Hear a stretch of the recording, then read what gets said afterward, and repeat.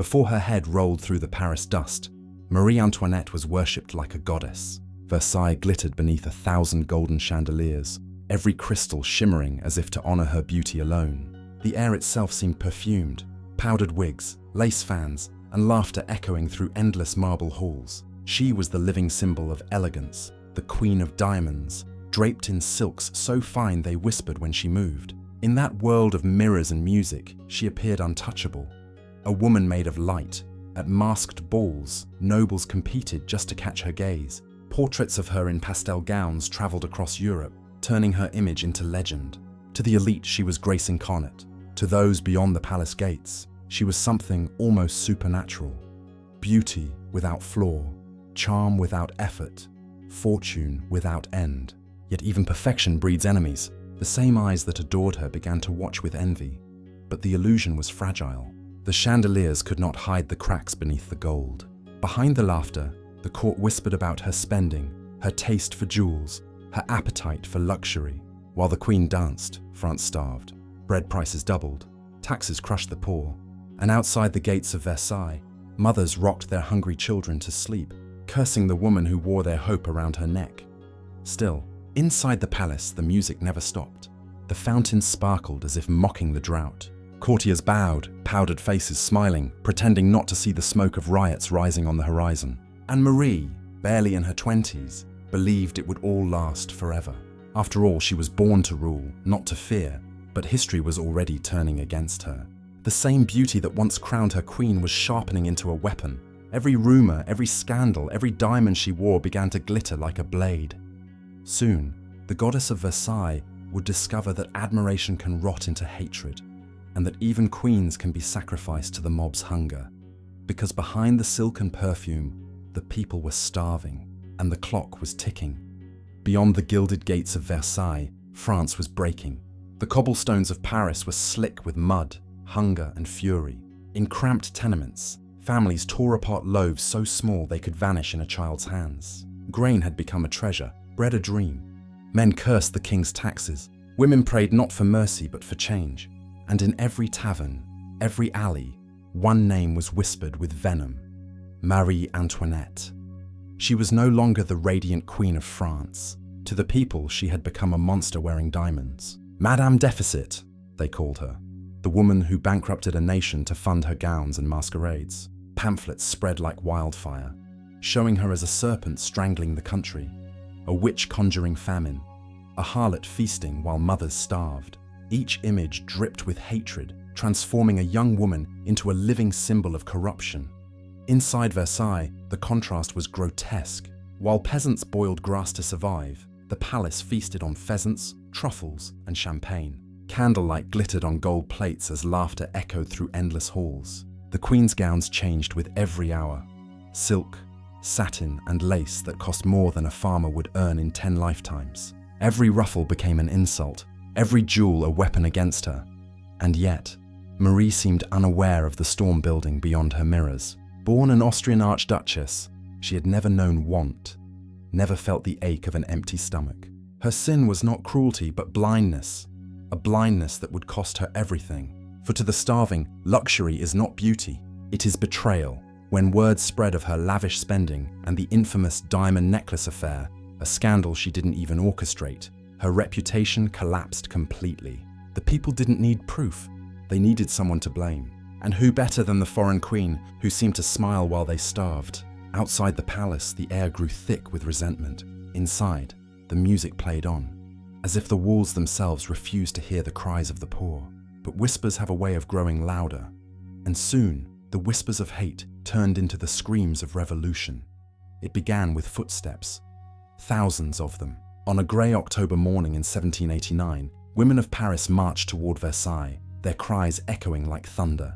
They carried knives, muskets, and makeshift weapons. Not soldiers, but mothers, daughters, wives, who had buried too many hungry children. Rain poured over their faces as they shouted for bread, for justice, for the Queen. By nightfall, the mob had become a sea of rage at the gates of the palace. The guards, outnumbered and terrified, fired warning shots that vanished into the roar of the crowd. When the iron gates finally broke, chaos flooded Versailles. The mob surged through marble corridors that had once gleamed with royal elegance, their muddy footprints smearing the floors of kings. Paintings were ripped, mirrors shattered, chandeliers torn from ceilings. The Revolution had entered the palace. In the Queen's chambers, Marie Antoinette awoke to screams. Servants burst through the doors, shouting that the crowd was inside, hunting her. Still in her nightdress, she grabbed her children and fled through a hidden passage, the same secret route once meant for discreet royal escapes. Barefoot, heart pounding, she ran through dark hallways where portraits of her ancestors seemed to watch in silent judgment. Outside her rooms, the mob tore apart her guards, some butchered, others dragged into the streets. The Queen's bed was slashed open, her belongings looted. The palace that once sparkled with laughter now echoed with death. At dawn, Marie appeared on the balcony, trembling but defiant. Thousands of eyes stared back, not with adoration, but hatred. She bowed her head, a silent gesture of surrender. It was over. The goddess of Versailles had been dethroned by her own people. That same day, the royal family was escorted to Paris under armed guard. The gilded carriages rolled slowly, surrounded by jeering crowds waving severed heads on pikes.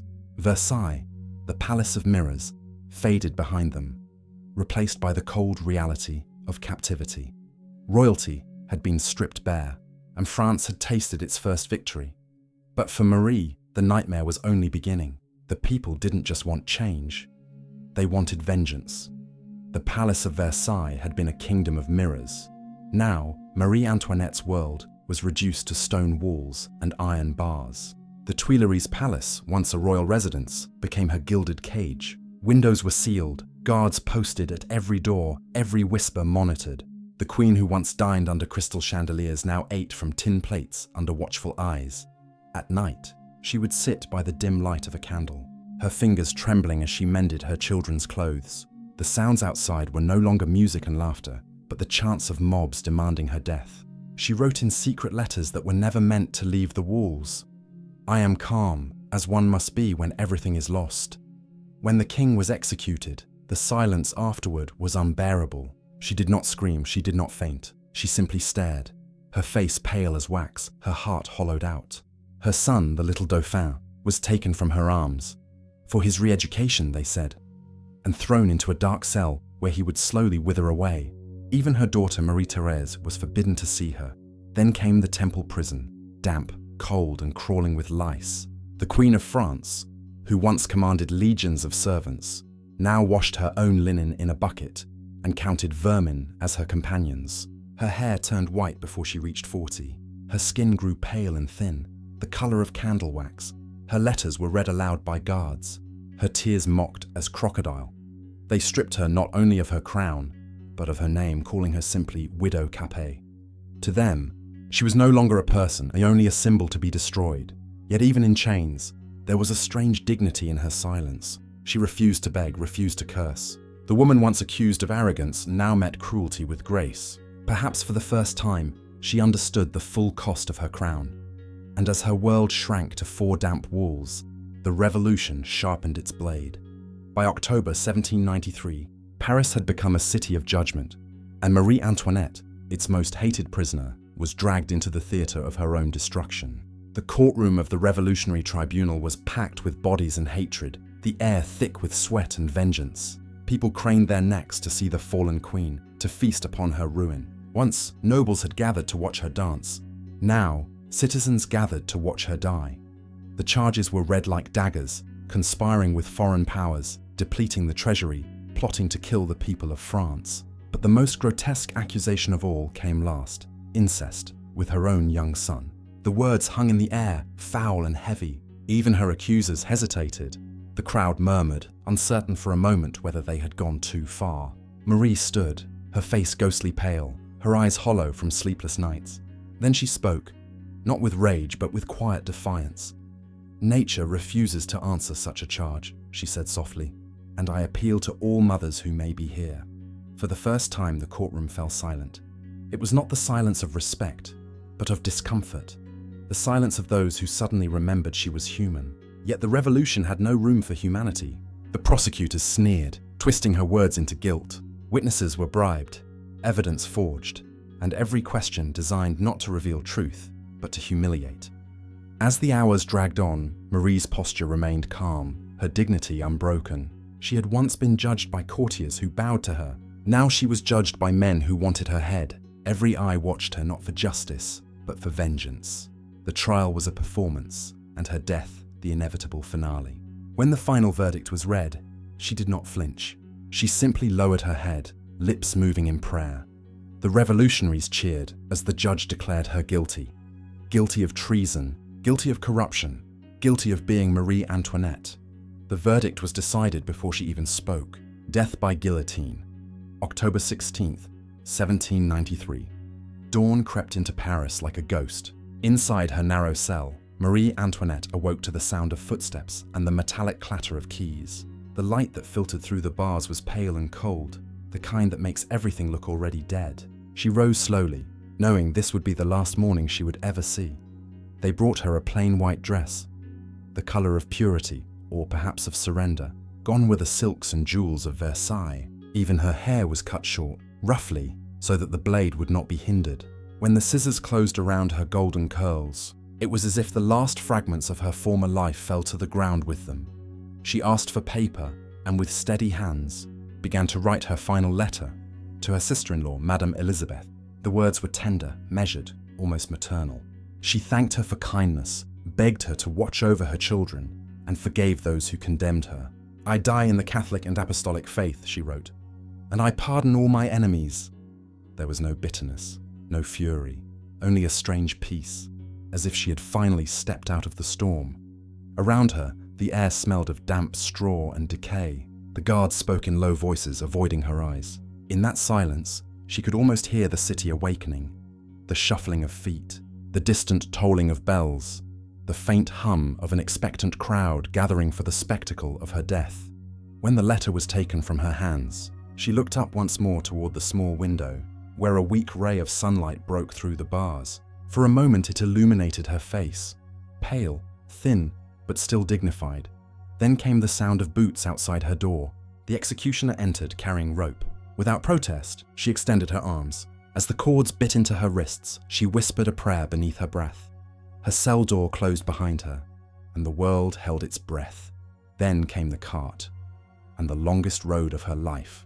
The cart creaked through the cobbled streets of Paris, its wooden wheels groaning beneath the weight of history. On it sat Marie Antoinette, no longer a queen, just another condemned soul among the Revolution's endless victims. Her hands were bound tightly behind her back, her white dress already stained with dirt from the prison floor.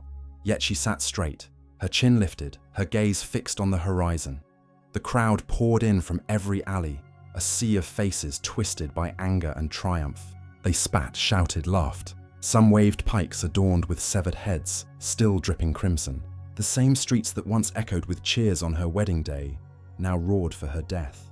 Bakers, beggars, and butchers crowded side by side, eager to witness the fall of the woman they blamed for their suffering.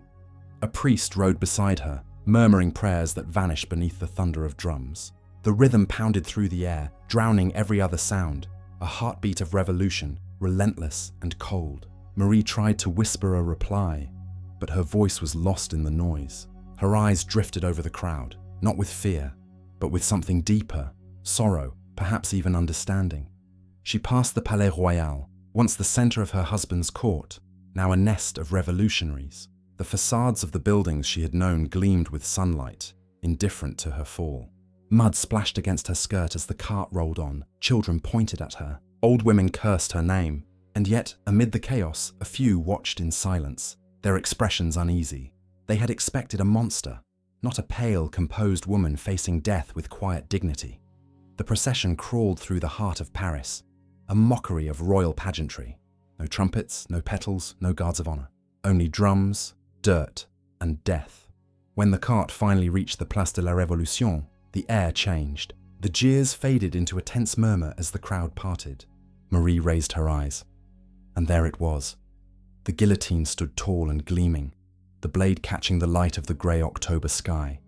And then, she saw it, the guillotine, glinting like judgment itself. The cart stopped. The drums fell silent. A hush swept through the crowd like a wave, the kind that comes before thunder. Before her stood the guillotine, its blade catching the pale light of morning, glinting with an almost divine cruelty. The wooden scaffold was stained dark with old blood, the air thick with the metallic scent of death and sweat. Marie Antoinette stepped down from the cart, her bound hands making her movements stiff, awkward. The executioner offered his arm, but she accidentally stepped on his foot. "Pardon me, sir," she whispered. "I didn't mean to." It was her last act, a moment of grace in a world that had forgotten what grace was. The crowd stirred. Some jeered, others watched in eerie silence. Soldiers pushed back the front rows as people leaned forward, desperate to see every second of the Queen's undoing. The priest offered final prayers, but his words were drowned by the restless murmurs of thousands.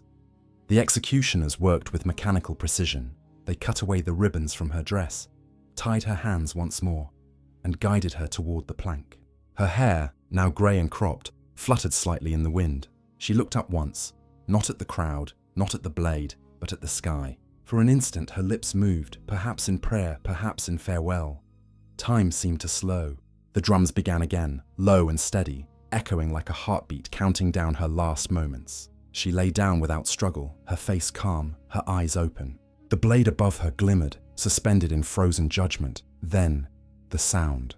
A sharp metallic crack, clean and final. The body jerked once. The crowd erupted. Some screamed in triumph. Others laughed. Others wept. The executioner held her severed head high, showing it to the masses. Blood dripped from the platform, pooling beneath the feet of those who once bowed before her. And yet, even in death, she seemed untouchable. Her expression frozen not in terror, but in silence. The revolution had claimed its prize. Her head fell, but her story refused to die. When the blade fell, it seemed like an ending. But for Marie Antoinette, death was only the beginning of her second life, the one written not in flesh and blood, but in myth and memory. Her body, stripped of all royal dignity, was thrown into a rough wooden coffin and carried to the Madeleine cemetery. No flowers, no ceremony, no name. The Queen of France was buried among common criminals and decaying corpses, her grave unmarked, her flesh left to rot in lime. The revolution had erased her, or so it thought. But history, like the guillotine, has a way of cutting both ways. Within years, the same revolution that had condemned her began to devour its own. The architects of her downfall, Robespierre, Danton, Desmoulins, met the same fate she did, beneath the same blade, to the roar of the same crowd. The people who had once shouted for her blood now watched their heroes fall one by one. The guillotine demanded loyalty from no one. As decades passed, her image was remade again and again. To some, she remained the arrogant foreign queen, the Austrian wolf who bled France dry. To others, she became a tragic figure, a scapegoat for a nation's rage, punished not for her crimes, but for her crown. Painters romanticized her as a saint in silk. Writers turned her final walk to the scaffold into a moral fable about dignity and grace. In 1815, long after the revolution's fires had cooled, her remains were exhumed and reburied in the Basilica of Saint-Denis, the resting place of France's kings and queens. The nameless grave became a marble tomb, the jeers of the mob replaced by solemn prayers. But even there, beneath the gilded arches, her ghost lingered, not as royalty, not as martyr, but as question. Was she the monster they made her out to be, or the mirror in which France saw its own hunger, fear, and cruelty reflected? Centuries later, her story still refuses to rest, and centuries later we still ask, who was she really? Her story did not end beneath the guillotine. It lingered, in whispers, in portraits, in the uneasy conscience of a nation that traded one crown for another kind of tyranny. Marie Antoinette became more than a queen. She became an idea, a symbol of how beauty, power, and hatred can intertwine until no one remembers which came first. For some, she was the face of everything France wanted to destroy. Privilege, excess, the arrogance of a glittering court built on hunger. For others, she was the final victim of a nation that mistook vengeance for justice. Her powdered face became a mask the revolution could not tear off, because beneath it lay its own reflection. Was she guilty? Perhaps. Of blindness, of pride, of being born into a world that was already burning. Or perhaps her only sin was existing in a time when mercy had no value, and empathy had gone out of fashion. The mobs who demanded her head did not seek reform. They sought spectacle, and they got it. The Revolution promised equality, but what it delivered was a theatre of cruelty. Each execution, a performance. Each scream, a chorus. Each fall of the blade, an applause, and yet there was something eternal in the way she faced death. The woman who once ruled from behind golden mirrors met her end with no crown, no jewels, no mask, only calm. That calm became her rebellion. It turned her death into legend, her silence into echo. Today, her image flickers between sinner and saint, between the woman who said, "Let them eat cake," a lie she never uttered, and the one who whispered forgiveness to the man who bound her hands. Her name still haunts history books, fashion houses, and films, a strange blend of tragedy and allure, of grace and blood. Perhaps that is her true legacy, to remind us that revolutions may destroy thrones, but never the human hunger for beauty, or for blame. The blade that ended her life made her eternal. The crowd fades, the drums fall silent. A whisper rises from the void, "Vive la Révolution."